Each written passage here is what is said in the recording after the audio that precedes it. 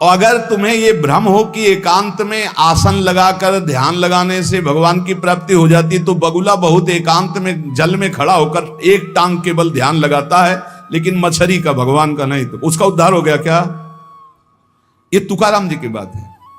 अगर तुम्हें ऐसा भ्रम हो गया हो कि कोई एकांत गुफा हो, घुस जाऊं बस वहां भगवत प्राप्ति हो जाएगी, तो चूहा और सांप रात दिन बिल में रहते, इनको भगवान की प्राप्ति हो गई क्या?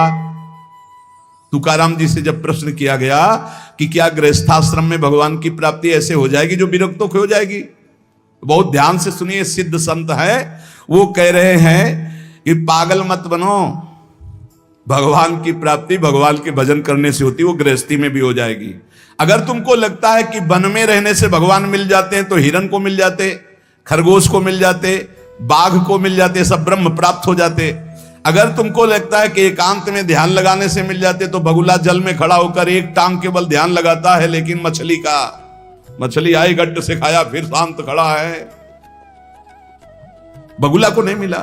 फिर कहते हैं कि एकांत गुफा में घुसने से भगवान मिल जाते, तो चूहा और सांप बिलई में रहते हैं रात दिन, उनको भगवान मिल जाते। तो इसलिए हम तुमसे कह रहे हैं कि ये ची चपड़ की बातें छोड़ो। तुकाराम जी कह रहे हैं घर में विट्ठल का मंदिर बना, घर को ही विट्ठल का मंदिर बनाओ, ठाकुर विराजमान करो, आप सेवक हो जाओ, बढ़िया भोग लगा के पाओ, नाम कीर्तन करो, कथा वार्ता करो, अपने कर्म को भगवान को अर्पित कर दो, भगवान की प्राप्ति हो जाएगी। बहुत सहज है गृहस्थ में भगवत प्राप्ति करना। हम तुमसे पूछते हैं, जो लोग सोचते हैं अन्न नहीं खाएंगे तो भगवान की प्राप्ति हो जाएगी, तो कितने ऐसे जीव हैं हमारी प्रकृति में? तुकाराम जी कह रहे हैं ये बड़े महापुरुष हैं, किसी के कहो सांप खाता अन्न, करे क्या धान बकभी, कपट भरा भीतर भरा उदर मल से, करे चूहा भी एकांत गदहा भी भभूत रमावे, तुका जल नक्रालय काग ही नहाय कहो। तो क्या अन्न न खाने से भगवान मिल जाएंगे? अगर हां, तो बहुत से पक्षी ऐसे हैं जो केवल फलाहार रहते हैं, बहुत से ऐसे हैं जो घास चर के रहते हैं, ना वो अन्न खाते हैं ना कुछ और, कुछ है फलाहार, कुछ है तृण चरते हैं, कुछ है पानी पी के केवल रहते हैं भैया, केवल पानी से। इन सबको भगवत साक्षात्कार हो जाता है क्या? केवल पानी से रह रहे तो भगवत साक्षात्कार हो जाएगा, केवल फलाहार रहे तो उनको भगवत साक्षात्कार हो जाएगा। तुकाराम जी कहते हैं कितने हैं वायु भक्षण करते, केवल वायु पी करके जीते हैं, भीतर कपट भरा है, बाहर ये सब छोड़ रहे हो, कुछ लाभ नहीं मिलना है। चूहा बिल में एकांत में रहता है, भगवत प्राप्ति हो गई। गदहा खूब धूल में ऐसे लौटता, धूल लगाने से तो क्या उसे भगवत प्राप्ति हो गई, महापुरुष है। जल में घड़ियाल रहता है, भगवत प्राप्ति हो गई।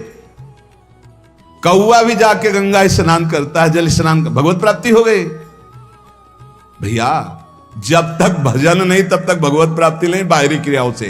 तुकाराम जी कह रहे हैं तुम्हारे हृदय में बुराई भरी हुई है और बाहर से साधु का भेष बनाए हो तो तुम्हें भगवत प्राप्ति हो जाएगी। अरे चाहे वायु भक्षण करो, चाहे तुम ध्यान का नाटक करो, चाहे एकांतवास करो, चाहे भस्म लेपन करो, चाहे जल में खड़े हो जाओ, चाहे जितना अनुष्ठान करो, जब तक भजन नहीं करोगे भगवान का, तुम्हारी बुद्धि निर्मल होने वाली नहीं, बाहरी क्रियाओं से कोई लाभ नहीं। तुकाराम जी कह रहे हैं भक्ति मुक्ति दिलाने वाली है समस्त भव बंधनों से। रात दिन अपने प्रभु का नाम जप कर रहे, चिंतन कर रहे। एक गृहस्थ आए थे, बहुत अच्छी स्थिति, नेत्रों में नेत्र मिला के जब बात किया तो बड़ा संतोष। जब जाने लगे तो कहा 1 मिनट रुको, इससे मुख पे बड़ाई नहीं करनी चाहिए, पर आप सावधान रहना, बहुत अच्छी स्थिति, संभाल के निकल जाओ। बस उन नेत्रों से ऐसे किया, चुपचाप गंभीर मुद्रा, प्रश्न बहुत जोर का, और स्मरण में बिल्कुल तन्मयता, एक एक चेष्टा उनकी बता रही थी। बहुत बढ़िया बाजी मार ले जाओगे, कोई तुम्हें प्रणाम नहीं करेगा, कोई दान पुण्य नहीं, कोई नमस्कार नहीं, बहुत जल्दी निकल। विरक्त भाव में रात दिन भगवान के भजन में व्यतीत करो, तभी बात बनेगी। केवल इन सब बाहरी बातों का देखो, इसीलिए खंडन किया है तुकाराम जी ने। जो विरक्त अपनी देह को घृणित समझकर त्याग देता है, देह के राग का, बलमूत्र का भान क्या इसमें, वो महासुख को प्राप्त होता है। इससे ज्यादा प्यार करने की जरूरत नहीं है। जो इस देह से ज्यादा प्यार करते हैं वो सीधे नरक का रास्ता तय कर लेते हैं।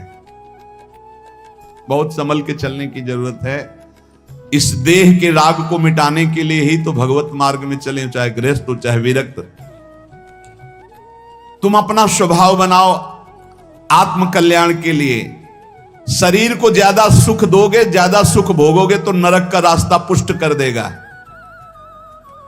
और शरीर का त्याग भी नहीं करना है कि मतलब, क्योंकि शरीर के बिना भजन नहीं होगा, शरीर के बिना साधना नहीं होगी। तो उचित खिलाओ पिलाओ, उचित विश्राम और खूब भजन और सतमार्ग की चेष्टाओं की। इसको इतना भजन कराओ कि इसका भाव ही नष्ट हो जाए कि मैं शरीर हूं। तुकाराम जी कहते इसमें संदेह नहीं, वैराग्य की बातें करने से वैरागी नहीं हो जाता। जब सुंदर सुंदर भोग, सुंदर सुंदर रूपवान भोग शरीर के सामने उपस्थित और भोगने की इच्छा ना हो, उसका नाम वैराग्य है। बातें करने वाले वैराग्य की तो करते रहते हो, जब सामने प्रश्न आता है तो उत्तर नहीं दे पाते, अर्थात भोग आता है तो उन्हीं में लिप्त हो जाते, उन्हें वैरागी नहीं कहते। इसीलिए हम कह रहे हैं कि अपने मुख से नाम नाम नाम, निरंतर नाम जप करो। यदि मुख नहीं नाम जप रहा तो ये जिह्वा टुकड़ा है मांस का, और मुख जो है मांस का एक कुंड मात्र है। नाम जप करो, सदगुरु प्रदत्त नाम जप करो। तुका कह रहा है सदगुरु की महिमा। सदगुरु कोई मनुष्य नहीं है। चितनासी न लगे बेल काही, तया न लगे मूल, वाचे सदा सर्वकाल राम कृष्ण हरि गोविंद। गुरुदेव ने जो नाम दिया है वो कोई मनुष्य नहीं, वो साक्षात राम कृष्ण हरि ही है। बंदो गुरुपद कंज कृपा सिंधु नर रूप हरि। उन्होंने चिंतन के लिए तुम्हें जो दिया है, सारा समय उस चिंतन में लगा दो। अमूल्य है तुम्हारा जीवन। हर समय राम कृष्ण हरि गोविंद नाम जिह्वा पर बना रहे। चिंतन नासी न लगे बेल सर्वकाल करावे। चिंतन के लिए कोई समय नहीं है ऐसा कि हम नहा धो के फिर चिंतन करेंगे। अगर शौचालय में ही मृत्यु हो गई तो हर समय नाम जप, हर समय नाम जप। सदा राम कृष्ण हरि गोविंद का चिंतन करो। एक सत्य सार यही है, ना फलाहार रहने से, ना जल पीने से, ना वायु भक्षण से, ना इन सब बाहरी बातों से भगवत प्राप्ति नहीं होती। भगवत प्राप्ति होती सदैव भगवत चिंतन करने से, नाम चिंतन करने से। भगवान नाम कीर्तन भगवान की प्रसन्नता के लिए, भगवत कथा भगवत प्रसन्नता के लिए। तुकाराम जी कहते हैं गीता है, श्रीमद् भागवत है, ये भगवान की प्राप्ति के लिए चर्चा हो रही है। जो भगवत प्रसाद रूप मिल जाता है उससे जीवन यापन का, जब तक जीवन है हमें हर समय भगवान नाम जब, भगवत कथा, भगवत भक्तों का संग, यही करना है। प्रभु के नाम की महिमा प्रभु ही समझ सकते हैं, दूसरा कोई नहीं समझ सकता। या प्रभु समझा दे पुरुषोत्तम तो समझ पावे। कर्म के फेर में पड़ा हुआ जीव अगर अट्टहास करके नाम पुकारने लगे तो कर्म बंधन नष्ट हो जाए। राधा राधा राधा जोर से चीख चीख कर, तो बोले कर्म बंधन विध्वंस होते हैं। जितने के कानों में नाम पड़ेगा सबका मंगल होता चला जाएगा। तुकाराम जी कहते जो मैं कह रहा हूं उसे सुनो। मैंने इसलिए कहा कि आप नाम को और कथा को बेचो मत, क्योंकि ये रहस्य की बात है। इससे श्री कृष्ण अधीन हो जाते हैं। विठोबा का नाम, विठोबा की कथा विठोबा को अधीन कर लेते हैं।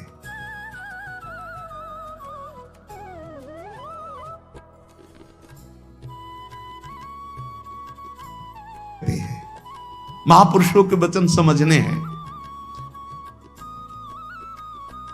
जैसे सत स्त्री के अधीन उसका पति हो जाता है, उसके आचरण, उसका व्यवहार अपने पति को अधीन कर ले, ऐसे सदभक्त भगवान को अधीन कर लेते हैं। यहां तुकाराम जी भगवान की अधीनता के लिए कह रहे हैं, तुम अपने परमार्थ को खो मत। तुकाराम कह रहे हैं धन के अधीन हो जाना, काम के अधीन हो जाना, नरक की यात्रा करना है। इसलिए विठोबा के अधीन हो जाओ, रात दिन नाम कीर्तन करो, तुम्हारी वांछा पूर्ण हो जाएगी, तुम्हारी मनोकामनाएं पूर्ण हो जाएंगी। मदारी का बंदर वैसे नाचता जैसे मदारी नचाता है, ऐसे उमादार जो सिद्ध की नाई सबई नचावत राम गोसाई, उनसे प्रार्थना करो तुम्हारा नाचना बंद हो जाएगा माया का, दूसरा कोई नहीं रोक पाएगा, क्योंकि इस नाचने का रिमोट उन्हीं के हाथ में। मामे वे प्रपद्यन्ते माया में ताम तरंति ते। कभी भी उपासक भेद मत में पढ़कर तर्क वितर्क न करे। हरि हर सब एक हैं, हरि हर सब एक हैं। जैसे पीछे कहा था ठाकुर ठाकुर सब एक है, संत संत सब एक, और जो संतन का सेवन करे सो जागे शुद्ध विवेक। ऐसे यहां कह रहे तुकाराम जी के हरिहर में भेद नहीं है। जो भेद फैलावे, लड़ाई झगड़ा करे, ऐसे से दूर रहना। मिठास में चीनी है, चीनी के खिलौने बने हैं, एक सवार बना हुआ है, एक घोड़ा बना हुआ है, दोनों में चीनी क्या कम है क्या? बराबर चीनी है। चाहे घोड़े से शुरू करो तो मिठास, सवार से शुरू करो, दीपावली में आते ना बने। ऐसे ही चराचर जगत में सेवक स्वामी बना वही सच्चिदानंद है। हरिहराम भेद नाही नका करुम वाद, एक एकाचे हृदयम गोडी साखे रेचे ठाई। जहां हरिहर में कोई भेद करके निंदा करने लगे, वहां से कान में अंगुली डाल के चल देना चाहिए। एक ही ये परम तत्व है। ये झूठ मूठ अज्ञानी जन बहस करते रहते हैं, इनके हृदयों में बिल्कुल भगवदानंद की मिठास नहीं है, इनकी बातें नहीं सुननी चाहिए। भेद करने वालों की दृष्टि में जो माया का पर्दा लगा हुआ है, भक्तों की दृष्टि में वो पर्दा नहीं होता। वो बेपर्द देखते हैं कि सर्वत्र एक ही भगवान विराजमान है। जो सर्वत्र एक ही भगवान विराजमान ऐसा मान लेते हैं, उनके आगे पीछे दाएं बाएं भगवान की रक्षा शुरू हो जाती है। ध्यान रखना। जो सर्वत्र अपने भगवान को देखते कि सब रूपों में मेरा ही भगवान है, तो कह रहे देवु उभा मांगे पुंडे उगवी कोंडे संकटा। कोई संकट उसे छू नहीं सकता, चारों तरफ से भगवान की सुरक्षा रहती है उस भक्त के जीवन में। विश्वास करो इस बात पर, चारों तरफ से भगवान सुरक्षित रखते हैं। और जो सदैव संतों का स्तवन करके भगवान का भजन करता रहता है, उसमें कोई ऋण नहीं रह जाता। यह भी एक प्रश्न आया था कि देव ऋण, ऋषि ऋण, मातृ ऋण, पितृ ऋण, इनसे कैसे ऋण हुआ जाए। क्या कह रहे हैं तुकाराम जी? जो संतों का स्तवन करता है, उसके हृदय में भक्ति होती, जो भगवान का भक्त होता है, उसका कोई ऋण नहीं रह जाता, सब ऋण मुक्त हो जाते हैं। एकादशी स्कंद में भगवान श्री कृष्ण चंद्र जी ने उद्धव जी से कहा है, जो मेरा अनन्य भाव से निरंतर चिंतन करता है, उसे मैं सब ऋणों से मुक्त करता हूं। देव ऋण, ऋषि ऋण, पितृ ऋण, मातृ ऋण, इनसे उऋण होने के लिए प्राणपन से श्री हरि के चरणों का चिंतन करो। जैसे जैसे कोई भगवान का ध्यान करता है, तो भगवान का प्रभाव उसमें उतरने लगता है। चाहे वो सगुण चाहे निर्गुण, जैसा चाहे वैसा साक्षात्कार कर लेता है। ये बहुत बड़े महापुरुष के वचन हैं, बहुत ध्यान से सुनो, पकड़ो। तुम्हें किसी के आगे घिघियाने की जरूरत नहीं, भगवान का स्मरण करने की जरूरत है, भगवान का ध्यान करने की जरूरत है। जैसे जैसे कोई भगवान का ध्यान करता है, तो भगवान के सब सद्गुण उसमें आने लगते हैं। चाहे वो सगुण साक्षात्कार करना चाहे या निर्गुण साक्षात्कार, उसमें योग्यता आ जाती है। ज्ञाने विठ्ठल ब्रह्मो नवे त्वाचे बोलो नाई कावे। महाराष्ट्र भाषा में कहते हैं, मेरे तो सर्वस्व ब्रह्म विठ्ठल भगवान है। तुकाराम जी कह रहे हैं, अब मुझे किसी की बात सुनने की जरूरत नहीं है कि ब्रह्म कौन है, मेरे तो विठ्ठल ब्रह्म है। जो वाणी से अगम्य है, मैं उसकी स्तुति क्या करूं?